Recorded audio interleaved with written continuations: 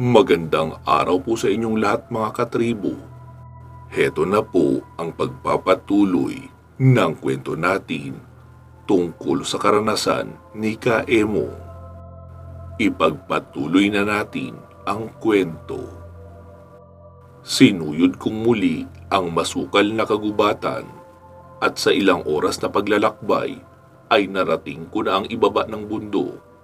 Naglakad pa akong muli ng malayo bago nakasalubong ng masasakyang tricycle patungo sa paradahan ng jeep.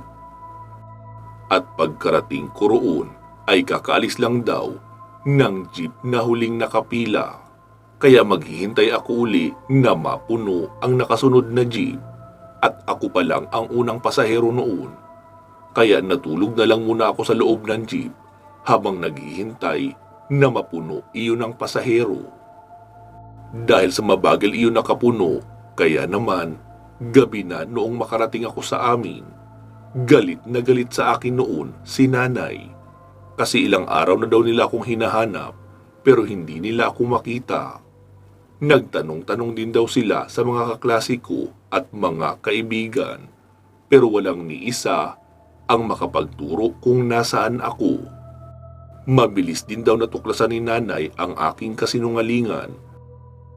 Dahil noong magpunta siya sa palengke ay nakasalubong niya roon ang aking guro. Kaya doon niya nalaman na walang camping sa school at gawa-gawa ko lang iyon. Kaya noong gabing iyon ay naging pinakamasamang gabi ng buong buhay ko. Sa gigil ni nanay ay nilamog-lamog niya ang mga binti ko gamit ang mga patpat at walis. Animoy sinasapian siya ng 10 halimaw sa sobrang galit sa akin.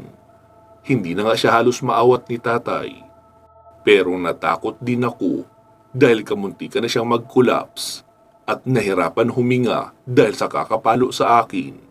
Mukhang siya pa ang napagod sa pagpaparusa. Naging malahalimaw na siya sa pagpaparusa sa akin dahil kung saan saang lugar daw nila ako pinaghahanap. Tapos gumastos pa sila ng malaki para mapahanap ako pero sa huli ay bigo pa rin sila. Mata ko na lang siguro at kilikili ang walang latay noon. Gayon pa man, sa lahat ng palong natamo ko ay parang baliwala lang naman sa akin. Hindi ako nakakaramdam ng sakit. Para lang akong kinikiliti ni nanay kahit na naging brutal na siya sa pagpaparusa sa akin. Hindi pa umaabot sa amin ang Bantay Bata 163 noong mga panahong iyon, kaya walang pakialam ang mga kapitbahay namin.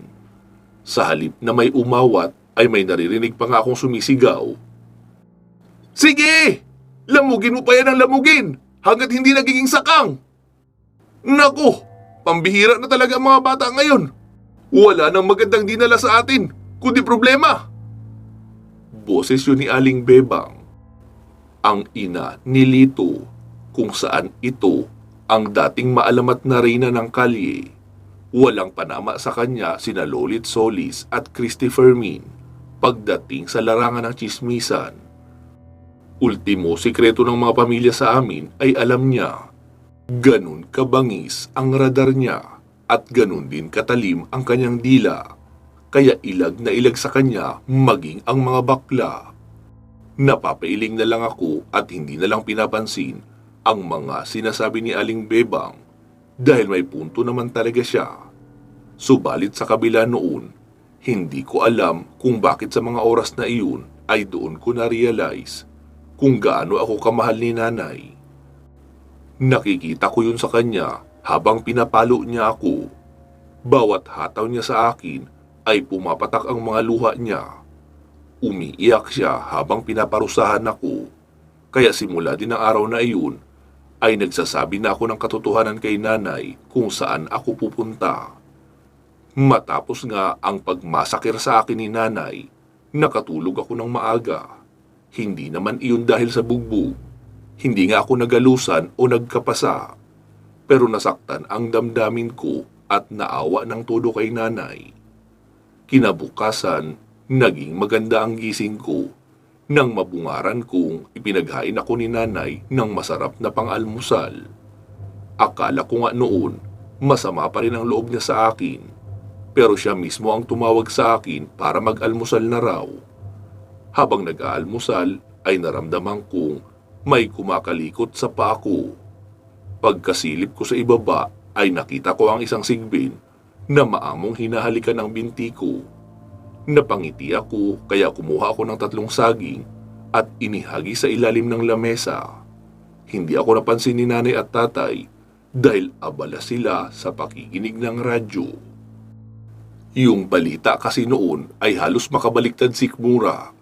May isang kaso na naman daw ng karumalduman na pagpatay ang natagpuan sa masukal na damuhan kung saan malapit lang ito sa lugar namin. Hinala ng mga pulis, kagagawan raw iyon ng isang notorious na kriminal o sadistic killer. Pero taliwas ito sa usapang naririnig ko mula kina nanay at tatay. Ano pa nga bang ikakagulat natin sa balitang yan? Sa panahon ngayon, naglipana na sila sa iba't ibang lugar. Kaya, alam ng marami kung sino ang may kagagawan yan. Nililihis lang ng pulis para hindi maalarmang lahat ng tao. Kaya ikaw, Emong, wag na wag kang magpapagabi. Baka ikaw ang isunod ng mapamerwisyong mga nilalang na iyan. Ay nako, nakakataas talaga ng dugo. Nako, kung meron lang talaga akong agimat, iisa-isahin ko talaga ang mga iyan. Mahabang litaniya pa ni nanay. Tumatango-tango lang ako at hindi na nagsalita. Matapos ko mag-almusal ay gumayak na ako upang makapasok sa eskwela. Nakasalubong ko pa sa daan si Lito habang papalabas ito ng bakuran. Pagkakita sa akin ay nilapitan niya ako agad. Uy, Emong, ang tagal mong nawala ah. Saan ka ba nagsusuot? Tanong pa nito sa akin. Anong tagal ka dyan? 2 araw lang naman akong nawala ah. Paglilinaw ko pa kay Lito. Para kasing 1 taon ka nang nawawala kung mag-alala sa'yo ang nanay mo. Alam mo ba kung saan-saan ka namin hinanap?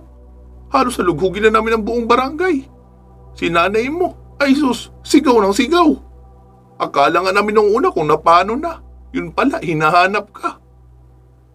Tsaka, ang akala din namin na baka kinain ka na ng aswang. Usap-usapan yun dito, di ba? Mahinang sabi pa ni Lito, pero hindi na ako nagulat dahil narinig ko na ang balitang iyon. Nagpatuloy kami sa paglalakad sa gilid ng daan habang patuloy din na nag-uusap. Uy, Emong, alam mo ba, halos hindi na raw makalakad ngayon si Glenda. Balita ko, isinugod sa ospital at naroon na siya ngayon. Masyado nang malala kasi ang kondisyon niya. Naawa nga ako eh. Baka kapag nagpatuloy yun, ay tumigil na talaga siyang tuluyan sa pag-aaral. Wika pa ni Lito, kaya nabigla ako sa sinabi nito. Napatingin sa akin si Lito nang tumigil ako sa paglalakad. Sa katunayan, suot ko na ng mga oras na iyon ang dignum, kaya napagdesisyonan kong dalawin si Glenda sa ospital. Tumingin ako ng seryoso kay Lito. Lito, samahan mo ako ngayon sa ospital. Dalawin natin si Glenda. Positibong sambit ko pa. Uy, nababaliw ka na ba? Sa tingin mo papapasukin tayo agad-agad ng gwardiya doon? Wala pa nga tayong 15. Tsaka naka-uniform tayo. Baka sabihin kung ano lang gagawin natin doon. Tsaka paano ang pag-aaral natin? Alalahanin mo, may quiz tayo ngayon. At manganganib kang masiro dahil mukhang hindi ka naman nakapag-aral. Ano ka ba? Kalimutan mo na muna yung quiz-quiz na yan. Hindi ka ba nag-aalala para kay Glenda? Kaibigan din natin siya, di ba? Saad ko pa kay Lito. Siyempre, nag-aalala din. Pero, paano nga tayo makakapasok doon, Aber? Tanong pa ni Lito. Kaya nag-isip ako agad ng paraan kung papaano kami makakalusot sa mga gwardya. Alam ko na, may naisip na ako. Tara, sundan mo ako. Sabi ko pa kay Lito. Wala na siyang nagawa kundi ang sumunod na nga lang sa akin. Habang papunta kami sa ospital ay may nadaanan kaming nagkukumpulan sa kabilang kalsada sa gilid ng bakanting lote. Lumapit kami saglit para makiusisa. Subalit, halos bumaliktad ang sikmura ni Lito nang makita ang warak na tiyan ng isang lalaki. Naliligo ito sa sariling dugo at nawawala na ang kanyang mga laman loob. Puno ito ng kalmot sa mga braso at may sugat rin sa bahagi ng kanyang leeg. Ito siguro ang naging sanhi ng kanyang kamatayan. Dahil halos mapingas na nga ang kanyang mukha na halatang hindi nakapanlaban dahil sa malalaking sugat na natamo nito mula sa hindi pa natutukoy na salarin. Halos hindi na nga ito makilala dahil tila naubos na ang dugo. Pero may partikular na palatandaan ang lalaki, ang maliit niyang nunal sa mukha. Habang itinutulak ng mga pulis ang mga tao papalayo, ay tinignan kong maigi ang dugo na natuyo sa lupa. Nagkalat pa ito sa damuhan, pero may isa akong napansin sa dugo.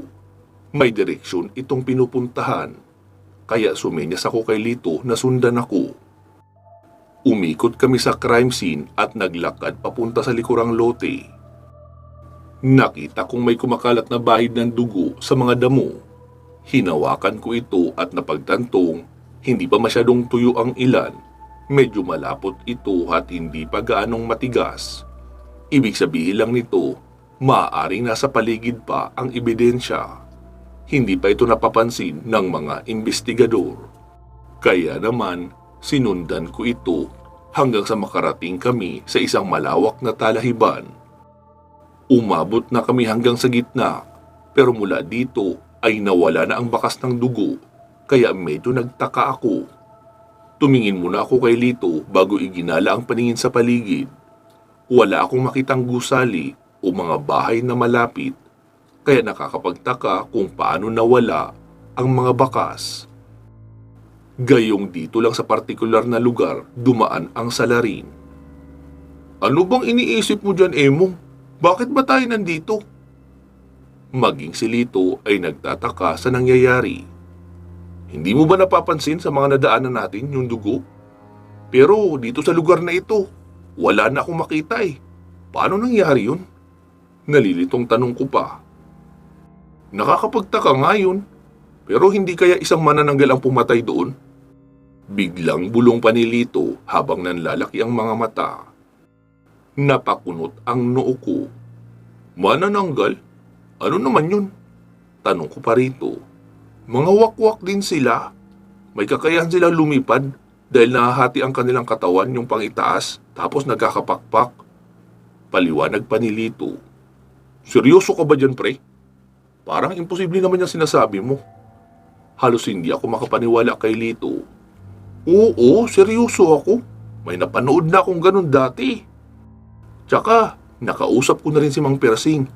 May namataan daw siyang ganun dito sa lugar natin. Tugon pa ni Lito na halatang natatakot sa kanyang ikinikwento. Dahil dito, nasagot ang katanungan na gumugulo sa isipan ko.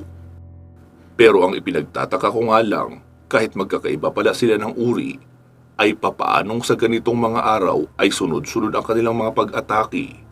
Hindi kaya may sarili silang pinuno na siyang nag-uutos sa kanila para maghasik ng lagim. Tanong ko pa sa sarili ko. Uy, Emong, tulala ka na naman. Ano, tutunganga na lang ba tayo dito o pupunta tayong ospital? Naiinip na wika pa ni Lito. Sige, tara na nga. Nauna nang laglakad si Lito at sumunod naman ako.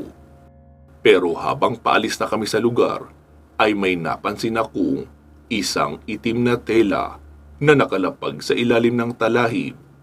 Yung disenyo niya ay pang blusa, pero hindi ito yung tipikal na blusa na nabibili lang sa mga bangketa. Mukhang mamahalin ito at may pagka-elegante ang itsura. Kinuha ko ito at inamoy-amoy. Nagulat ako dahil hindi ito malansa, katulad ng naiisip ko. Mabango ito na tila galing sa isang mamahaling pabango. Kaya naman tinupi ko ito at ipinasok sa bag. Ilang sandali ang nakalipas ay nasa labas na kami ng ospital. Habang nakatingin sa mga guard si Lito ay nag-isip ako ng paraan kung papaano kami makakalampas sa mga gwardya. Pre, paano yan? Kita mo may gwardya nga oh. Hindi tayo papapasukin yan. Sabi ko naman, Lito, makinig ka. Magpapanggap ako na nahihilo. Tapos alalayan mo ako habang papalapit tayo sa guard. Humingi ka ng tulong sa guard. Sabihin mo na kanina lang ay nagsusuka ako. Tapos nahilo na ako bigla at natumba sa may unahan. Galingan mo ang acting ha. Yung totoong nag-aalala. Kapag nahalata ng guard na nagluloko lang tayo, lagot talaga tayo pareho. Ha? Sigurado kang uubra yung style na yun? Oo, sigurado ako. Basta wag ka lang papalpak sa aktingan mo, okay? Oo na. Oh, sige na. Ready? 1, 2, 3, action! Wika ko pa, sabay lakad ng pazigzag na parang lasing. Agad namang umalalay sa akin si Lito habang papalapit kami sa gwardya. Manunggard! Manunggard! Tulungan niyo po ang kaibigan ko! Nahimatay siya sa unahan! Kanina kasi masakit daw ang tiyan niya. Tapos nagsusuka. Ilang saglit pa nahilo na lang bigla at natumba. Wika pa ni Lito na nagkukunya ring umiiyak kahit wala naman itong mailabas na luha. Tinignan ako ng mga guard habang makikitang nag-aalala sa akin. Dali-dali akong pinaupo ng isa sa kanila sa wheelchair at itinulak na papasok. Nakasunod naman sa amin si Lito. Noong lingunin ko ito ay nakita kong nakangisi ang loko. Natutuwa na umubra ang plano ko. Walang kahirap-hirap na nakalusot kami sa mga gwardya. Habang papasok kami ay isang ginang ang biglang dumaan sa harapan. Napakaamo ng mukha nito. Parang batang-bata pa siya sa itsura. Maganda, sexy at balingkinitan ang pangangatawan. Pati ang gwardya na nagtutulak ng wheelchair ay napatulala saglit sa ganda niya. Nakasuot ito ng office attire at maiksi ang palda na umaabot lang hanggang tuhod. Bagsak na bagsak ang itim nitong buhok at nakapulang sandalyas. Nagulat ako nang malanghap ko ang isang pamilyar na pabango. Napatingin ako sa ginang na kasalukuyan ring tinitignan ni Lito. Pagdaan ng ginang sa double door na pintuan ay saka ko palang naalala ang isang bagay. Agad kong kinuha sa bag ang blusa tapos muling inamoy iyon. Nagulat ako sa nalaman. Yung pabango ng ginang ay kapareho ng pabango noong blusa. Bukod rito, parang pamilyar din sa akin ang naturang ginang. May pagkakahawig siya ng mukha sa kakilala kong kaibigan. Subalit, hindi ko nga lang mahinuha sa isipan ko kung sino dahil nakafocus ang utak ko sa blusa. Biglang nawala sa paningin ko ang ginang nang itakbo na ako ng gwardya na nakahawak ng wheelchair patungo sa nurse station. Pagkarating namin doon ay isang nurse ang umasikaso sa akin at dinala ako agad sa emergency room. Pagpasok namin sa loob ay lumabas saglit ang nurse dahil mukhang tatawagin ito ang doktor. Kaya naman tumayo na ako agad para makalabas ng silid. Nabungaran ko pang nakangisi si Lito habang nakatayo sa labas ng pintuan. Binatukan ko ito ng mahina. Uy, anong tinatawa-tawa mo dyan, hunghang? Tanong ko pa rito. Wala. Natatawa lang ako. Hindi ko kasi akalaing uubra yung maliit mong plano. Napansin mo ba yung nanay ni Glenda? Balik tanong pa nito sa akin. Hindi. Tsaka, paano ko naman yun makikita? Hindi ko pa ngayon kilala. Hala, ikakasalubong pa lang nga natin sa kanya. Yung babaeng nakasuot na pang-opisina, siya yung nanay ni Glenda. Ang ganda niya, di ba? Nakangiting wika pa ni Lito. Nagulat ako sa sinabi niya, ngunit hindi ko lang pinahalata. Iniisip ko pa rin ang ginang. Kung ganun, siya pala ang nanay ni Glenda. Kaya pala parang may kahawig siya ng mukha. Bulong ko sa sarili ko. Matapos nito ay dali-dali na kaming tumakbo papaakyat sa second floor at hinanap ang maaaring pinaglagyan kay Glenda. Pagkarating namin sa ikalawang palapag ay may naririnig kaming mga umiiyak na mga bata at sanggol. Habang naglalakad ay sinisilip-silip pa namin ang mga kwarto pero hindi namin makita si Glenda. Kaya nagpasya kaming umakyat pa sa itaas kung saan may mga pasyente kaming naabutan sa labas ng mga silid. Naawa kami sa sitwasyon nila dahil halos lahat sa kanila ay mukhang may malalang kondisyon. Bukod kasi sa pag-alagalang aswang, ay usong-uso rin ang panahong iyon ang dengue at diarrhea. Mukhang nagkaubusan na ng silid dahil marami ang pasyente, kaya nakalabas na lang ang iba sa kanila habang nakahiga sa mga stretchers. Patuloy pa kami sa pagsilip sa mga silid habang dahan-dahan na naglalakad sa koridor hanggang sa makarating kami sa isa pang hallway. Dito sa lugar na ito ay puro mga private rooms at tanging mga may kaya lamang sa buhay ang naka-admit. Huminto kami at sininyasan ko si Lito na magbantay habang binubuksan ko ang pintuan. Dahan-dahan kong pinihit ang siradura at natuwa naman ako nang malamang hindi ito nakalak sa loob. Bumaling ako kay Lito. "Psst, Lito, maghintay ka lang dyan ha at papasok ako. Kumatok ka ng 3 beses kapag may nakita kang parating." Habilin ko pa kay Lito. "Pero paano kapag nahuli ako?" Saan pa ni Lito? "Bobo ka ba? E di kapag mahuhuli ka na, tumakbo ka na agad. Alangan naman magpahuli ka pa." Nakapamewang ko pang sagot. Napakamo tuloy si Lito ng ulo at sa senyas ko ay para na itong kuwago na nagpapalipat-lipat ng tingin sa magkabilaang direksyon. Daig pa dito ang isang CCTV kung magpapaling-paling ang ulo mula sa kahabaan ng pasilyo. Ngumiti na lang ako habang dahan-dahang binubuksan ang pintuan. Natuwa ako nang makita si Glenda na nakahiga sa kanyang kama. Mag-isa lang ito at walang kasama. Pero nalungkot ako nang makita ang kanyang kalagayan. May nakasalpak na dextrose sa kanyang katawan at may tubo rin siya sa bibig. Napansin ko ang pamamantal ng kanyang balat. Parang may namumuong mga bilog-bilog sa mga braso niya na kasing laki ng fishballs at may nana pa ito sa loob. Gising ito at napalingon siya sa akin nang mapansing lumalapit ako. Hindi ako nakapagsalita agad nang titigan niya ako sa mga mata. Hindi ko maintindihan kung bakit, pero parang may namumuong luha sa gilid ng mga mata niya. Naaawa ako sa kanya. Lumapit ako ng husto, pero iniwas niya bigla ang tingin sa akin na tila nahihiya tapos tinakpan niya kaagad ang buong katawan niya ng kumot. Napabuntong hininga ako noong tumingin siya sa bintana. Yung klase ng tingin ay parang walang kagana-gana. Yung tipong sawa ng mabuhay. Sawa na siya sa hirap na pinagdadaanan. Nahihiya siyang saglit na tumingin sa akin dahil iniisip niya siguro na naaawa o nandidiri ako sa kanya. Gayunpaman, nilakasan ko pa rin ang loob ko at buong kapal ng mukha kong kinausap si Glenda. Glenda." Tawag ko pa rito pero hindi siya lumingon. Nanatili lang itong nakatingin sa may bintana. "Glenda, makinig ka. Naparito ako ngayon upang tulungan ka. Ang hinihiling ko lang na sana magtiwala ka sa akin." Sambit ko pa rito kaya dahan-dahan siyang tumingin sa akin. Napansin kong nagbago ang aura niya. Yung mga mata niya ay tila nabuhayan.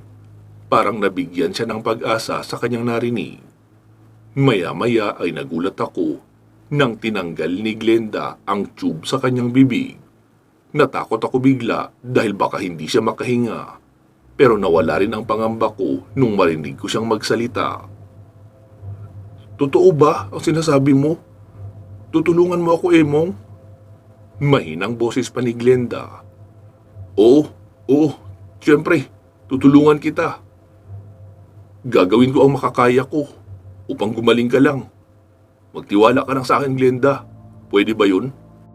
Nakangiti kong sagot kay Glenda. Tumangulang ito bilang pagbibigay ng pahintulot sa akin. Kaya naman kinuha ko agad sa bag ang lana ni Andrea at pinahiran ko ang mga parting namamantal sa braso ni Glenda. Dahan-dahan lang ang pagpahid ko sa mga bukol-bukol. Hindi masyadong mabilis. Banayad lang ang pagkakapahid para hindi ko rin siya masaktan.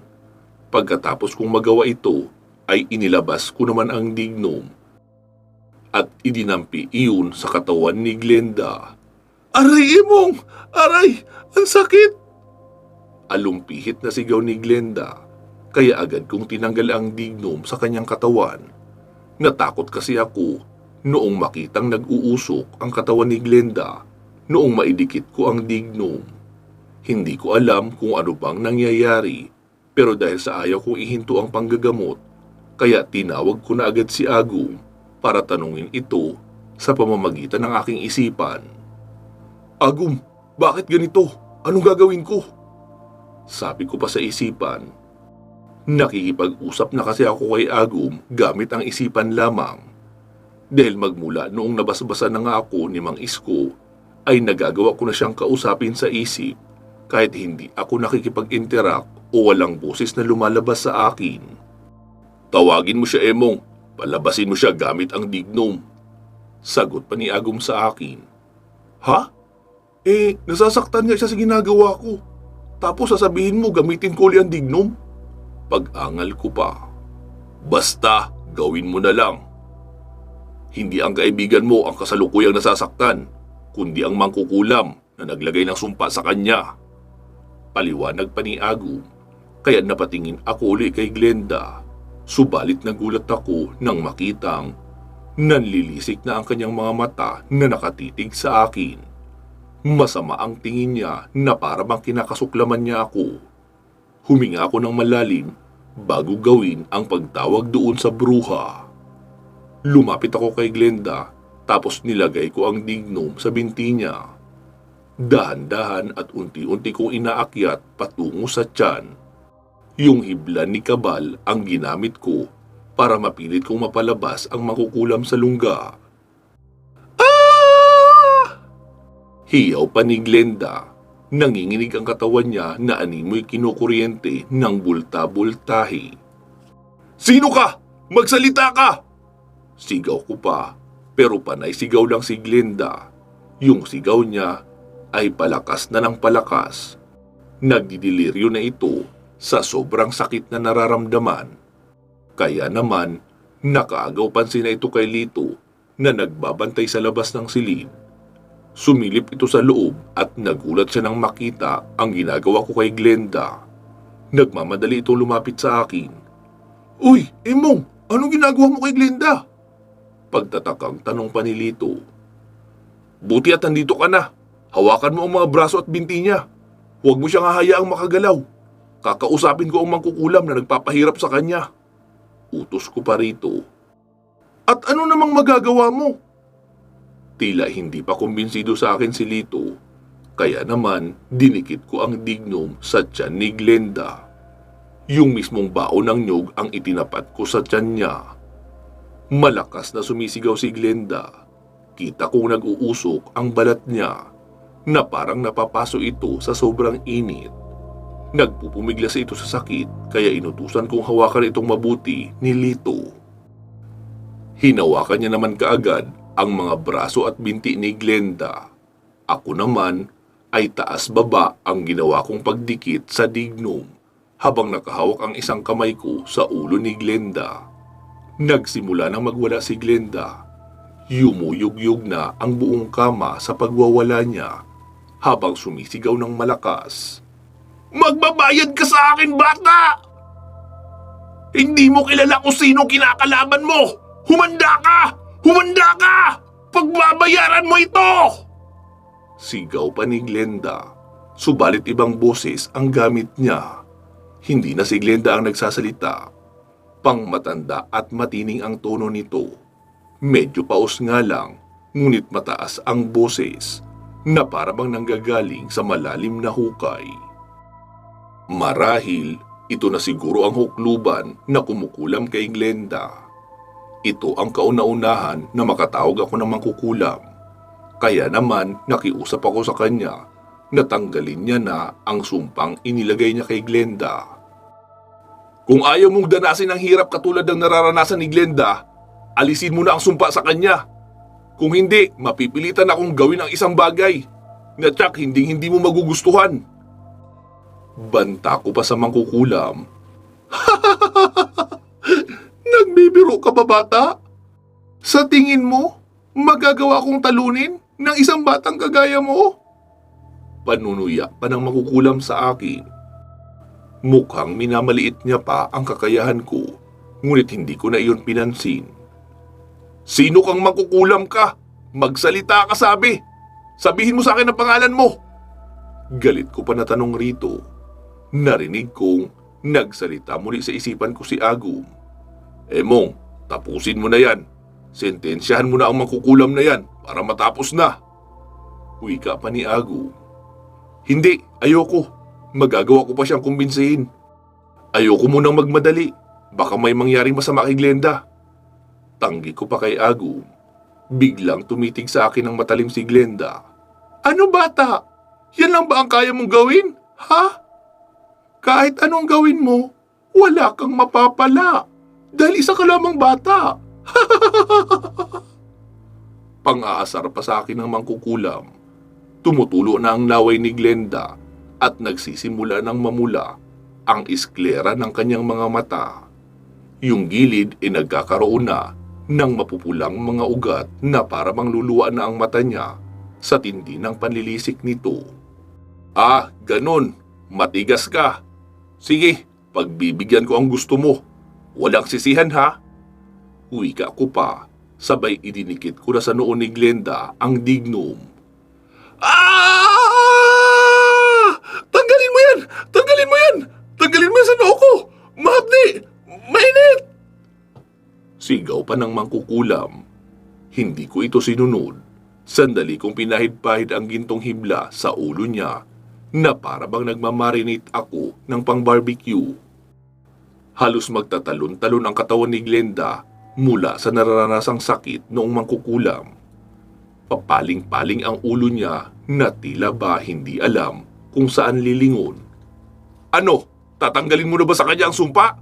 O ipapadala na kita sa impyerno? Pananakot ko pa sa hukluban, pero nalilisik itong tumingin sa akin pati na kay Lito. Natakot si Lito kaya muntik niya nang mabitawan si Glenda. Hindi mo alam ang ginagawa mo, bata! Malaki ang kasalanan sa akin ng pamilya ng batang ito. Kaya huwag kang makialam. Wika pa ng mangkukulam. Medyo na-curious naman ako. Ha? Bakit? Anong naging kasalanan ng magulang ni Glenda sa'yo? Anong ginawa nila para gawin mo ang bagay na ito? Galit na tanong ko pa sa mangkukulam. Bakit hindi mo tanungin ang nanay niya tungkol diyan para malaman mo ang totoo? Sagot pa ng mangkukulam habang muli itong tumatawa. Mong, umalis na kayo riyan. May isang maitim na aura akong nararamdaman. Paparating na siya diyan sa inyo. Hindi ko gusto ang budi niya. Napakasama ng kanyang dala. Sambit pa sa akin ni Agum. Kaya natataranta ako agad na tumingin kay Glenda. Gusto ko na sanang sentensyahan ang mangkukulam. Kaso wala na akong oras para gawin pa ito. Binuksan ko ang pinto para sana lumabas, pero nakita kong malapit na ang nanay ni Glenda. Agad ko yung isinara ng dahan-dahan. Nagpalingalinga ako sa paligid. Napansin ko sa may bandang dulo ay may dalawang pinto na magkatabi. Yung isa sa kanan malapit sa kama ni Glenda, tapos yung isa namang katabi ay malapit sa bintana. Binuksan ko yung malapit sa kama, pero ang banyo ang sumalubong sa akin.